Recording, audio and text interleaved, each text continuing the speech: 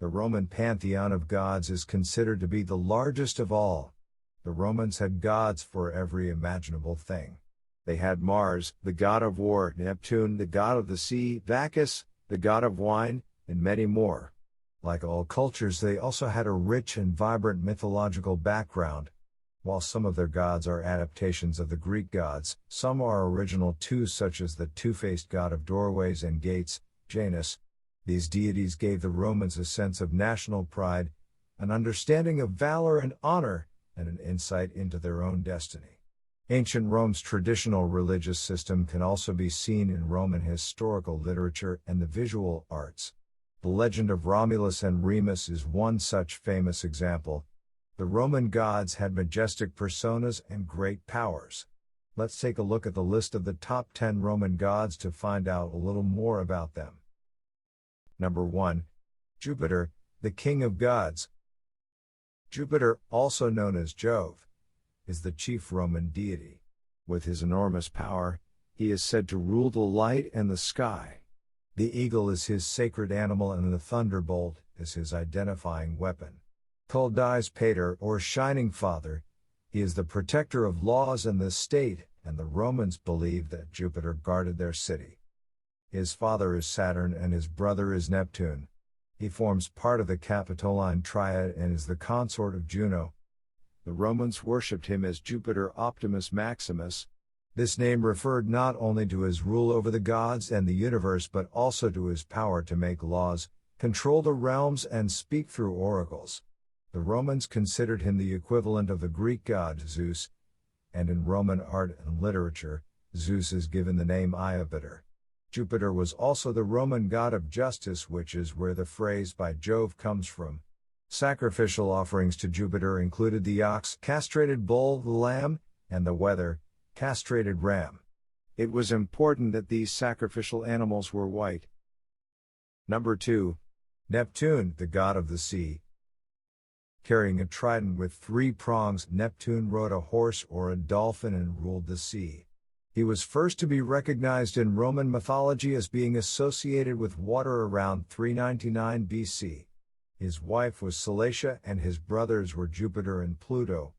The Romans also worshipped him as the god of horses, under the name Neptunus Equester. His counterpart among the Greek gods was Poseidon, who formed the Greek trinity of Zeus, Hades, and Poseidon.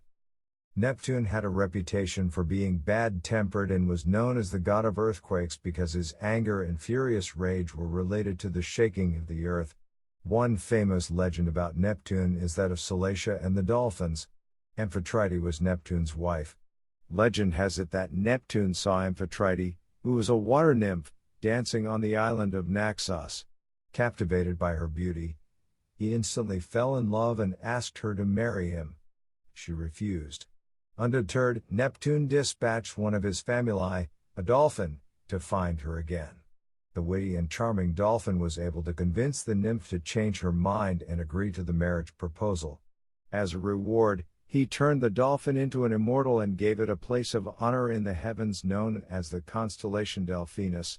This is another reason why the dolphin is sometimes included in depictions of Neptune. Number 3. Pluto, the god of the underworld. The 3 sons of Saturn, namely Jupiter, Neptune, and Pluto, divided the world up between them.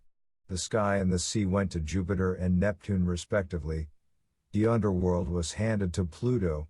He is monogamous and is not believed to have had a child. He represents the positive aspect of the god who presides over the afterlife, and his Greek counterpart is Hades. The name Pluto is a cognate of the Greek word Plutus, the name for the god of wealth. The Romans considered Pluto to be the giver of gold, silver, and other subterranean substances. Because these minerals were mined, Pluto was soon recognized as the god of the physical underworld. This led to him become the god of the spiritual underworld and therefore death.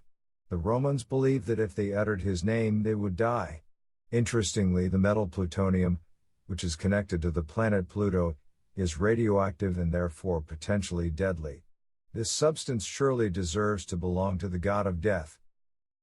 Number 4. Apollo, the god of sun, music, and prophecy. Recognized as the god of music, healing, the sun and light, truth and prophecy, plague, poetry, and more. Apollo was the son of Jupiter and brother of Diana.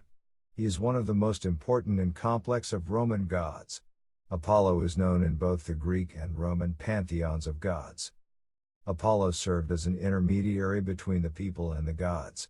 Due to his integrity and truthfulness, he was given the gift of prophecy. Not only is he powerful, but he also represents youthfulness, wisdom, and beauty. He has been the subject of many different literary works and pieces of art. Apollo was the most loved god of them all. He represented moral excellence, and his followers dedicated the cult of Delphi to him. The cult has had a significant influence over the state's religious and legal matters. Even today, Apollo is important on all levels of society. Number 5. Mars, the god of war. Mars is the god of war and was thought to be the protector of the Roman state. The month of March that gets its name from Mars was a month full of festivities and military celebrations.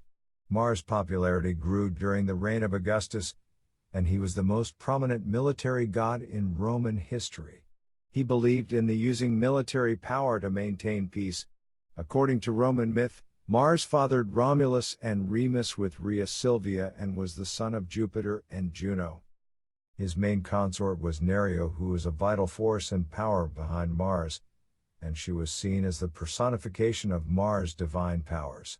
However, the union of Mars with Venus has been a subject for many different poets and philosophers. His adultery has been overlooked as the beauty of the couple is cherished by artists. He is also considered to be an agricultural guardian because his energies are directed in a way that encourages the cultivation of crops. In Roman art, he is either depicted as young and clean-shaven or older with a beard. He is seen wearing a helmet and carrying a spear as his warlike emblems. Number 6. Cupid, the god of love. Cupid, the god of erotic desire, love, attraction, and affection, is the son of Mars and Venus. Eros is his Greek counterpart. Cupid is often seen with a bow and arrow, which is considered to be the source of power that induces affection and desire in the person the arrow strikes. The god of love has Psyche as his consort. He is winged because those in love are thought to be able to fly. He became a familiar figure during the Middle Ages when, under the Christian influence, he represented the dual love of earth and heaven. A sleeping Cupid in Renaissance art signifies the absence of love and desire. Cupid's power to cause people to fall in love plays a major role in different mythical stories. Number 7. Saturn, the god of time, wealth, and agriculture. The reign of Saturn was seen as a golden age of plenty and peace. He was known as the god of dissolution, time, wealth, agriculture, renewal, and liberation. According to Varro, Saturn comes from sowing, and the Romans identified him as an agricultural deity similar to the Greek god, Kronos. He was the son of Uranus and Gaia, and two of his consorts were Ops and Lua. Ops was associated with wealth, abundance, and resources, and Lua was the goddess to whom soldiers sacrificed captured weapons. The position of Saturn's festival in the Roman calendar was connected to the concept of time, especially New Year. During the Golden Age, it was celebrated on December 17th every year. This midwinter festival is known as Saturnalia, and it lasted for about 7 days. It was a time of feasting, role reversals, gift-giving, free speech, and revelry. Moreover, Saturn the planet and Saturday both get their names from this powerful god. Number 8. Vulcan, the god of fire. Ancient Roman myths call him the god of fire, metalworking, volcanoes, and forging, and he is depicted as holding a blacksmith's hammer. He was the Roman equivalent of the Greek god Hephaestus. August 23rd was celebrated as Vulcanalia, the annual festival which was named in his honor. The Romans believed that Vulcan represented both the destructive and fertilizing powers of fire. Vulcan was the son of Jupiter and Juno. He was born with a red, disfigured face and was abandoned by his mother. He was thrown off a cliff and taken in by Themis as her son when he fell deep into the sea. The water then became his new home. Once he found the remains of a fire on the beach left behind by some fishermen. The red-hot glowing coals bewitched him. He took the coals home and for hours he stared at the flames. He observed that metals like gold, silver, and iron sweated when brought near to the fire. After the metal cooled, he beat it into chains, bracelets, shields, swords, and more. As a gesture of love, Vulcan made spoons and knives with pearl handles for Thetis, his foster mother. He also created a golden slave girl who performed various tasks for him. Number 9. Mercury, the god of financial gain, poetry, and eloquence. Mercury is a significant Roman god and part of the deities in the Roman pantheon. He represents luck, commerce, travelers, eloquence, poetry, trickery, and thieves. Moreover, he is believed to guide souls to the underworld. According to Roman mythology, he was the son of Jupiter and Maia. He is depicted in idols and paintings as holding a caduceus in his left hand, just like his Greek counterpart Hermes, who was given a magic wand by the sun god, Apollo, which afterwards changed into a caduceus. As the god of commerce, Mercury was depicted on 2 early bronze coins of the Roman Republic, the Semuncia and the Sextans. He is also featured in literary works by Ovid and Virgil. His temple in Rome was built in the Circus Maximus in 495 BC. Number 10. Bacchus, the god of wine and fertility. Styled after the Greek god Dionysus, Bacchus was the son of the mortal Semele and the king of gods, Jupiter. Semele was tricked by Juno into seeing him in his divine form. As a result, Semele died after seeing the real form of the god. Jupiter then sewed Bacchus, her unborn child, onto his thigh, carried him for 9 months, and finally gave birth to him. Bacchus was related to agriculture, wine, and fertility, and his plants included vines and twirling ivy. He carried a pine-cone-topped staff. His followers were the goat-footed satyrs and maenads, and wild ladies who moved vivaciously during his celebrations.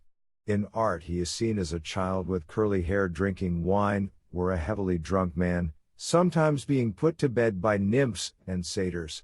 Sometimes he is portrayed as a young man wearing nothing but a crown of grapes and vine leaves.